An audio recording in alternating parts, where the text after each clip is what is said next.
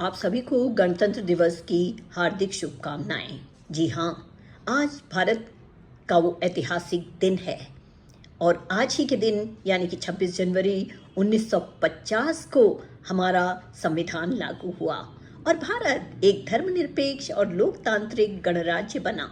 गणतंत्र यानी कि जनता द्वारा नियंत्रित प्रणाली। गण मतलब लोग और तंत्र मतलब प्रणाली।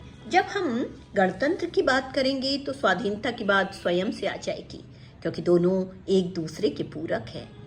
15 अगस्त 1947 को भारत जब आज़ाद हुआ तो देश को चलाने के लिए नए नियम कानून व्यवस्था मौलिक अधिकार सभी की बात हुई और तभी संविधान लिखने का निर्णय लिया गया और तब डॉक्टर भीमराव अंबेडकर की अध्यक्षता में संविधान लिखना प्रारंभ हुआ और इसको पूरा होने में 2 वर्ष 11 माह 18 दिन लगे, जिसमें 284 संसद सदस्यों ने हस्ताक्षर किया, जिसमें 15 महिलाएं भी थी।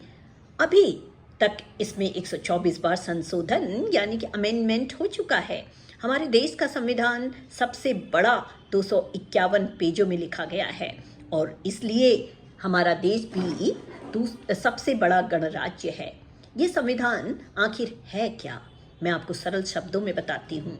एक ऐसी नियम पुस्तक जो हमारे देश के नागरिकों के अधिकारों, कर्तव्यों और शासन के ढांचे को परिभाषित करता है। यह दस्तावेज देश के संगठन, कार्यपालिका, विधायिका और न्यायपालिका के बीच संबंधों को निर्धारित करता है। हमारे मौलिक अधिकारों के बारे में बताता है। आखिर हमारे मौलिक अधिकार हैं क्या? जैसे कि समानता का अधिकार, स्वतंत्रता का अधिकार, शोषण के विरुद्ध अधिकार, धार्मिक स्वतंत्रता का अधिकार, सांस्कृतिक तथा शिक्षा का अधिकार, संवैधानिक उपचारों का अधिकार। ये संविधान मात्र एक पुस्तक नहीं है, ये एक पवित्र ग्रंथ है और हमें अपने संविधान के बारे में पूरी जानकारी होनी ही चाहिए। ये तो हुई संविधान की बात। अब आप सोचेंगे कि संविधान लिखा गया तो आखिर इसे सेलिब्रेट करने की बात क्यों हुई? क्यों हर वर्ष हम 26 जनवरी मनाते हैं गणतंत्र दिवस के रूप में? जी हाँ, वो इसलिए कि ये हमारा राष्ट्रीय पर्व है, क्योंकि स्वतंत्रता से पहले हम कई वर्षों तक अंग्रेजों के गुलाम रहे और उन्हीं के नियमों को मानते रहे और जब हमें स्वतंत्रता मिली तो हमें अपने संविधान की ज़रूरत हुई। हमें अपने संविधान की ज़रूरत हुई और इसलिए भी हम इसे सेलिब्रेट करते हैं ताकि हम याद कर सकें कि स्वतंत्रता और संविधान हमें यूं ही नहीं मिल गया। इसके लिए हमारे पूर्वजों ने बड़े कष्ट झेले हैं। इसलिए तो हर साल बड़े भव्य तरीके से इसको हर प्रदेश में मनाया जाता है और राजधानी दिल्ली की तो बात ही क्या, कर्तव्य पथ पर भव्य परेड होती है जो हमारी एकता और ताकत को दिखाती है, जिसमें अलग अलग राज्य की झांकियां भी निकाली जाती हैं। पहली बार 1950 में मुख्य अतिथि इंडोनेशिया के राष्ट्रपति सुकर्णो थे और इस बार 2025 में भी मुख्य अतिथि इंडोनेशिया के ही हैं और वो हैं प्रेसिडेंट प्राबोवो सुबियांतो।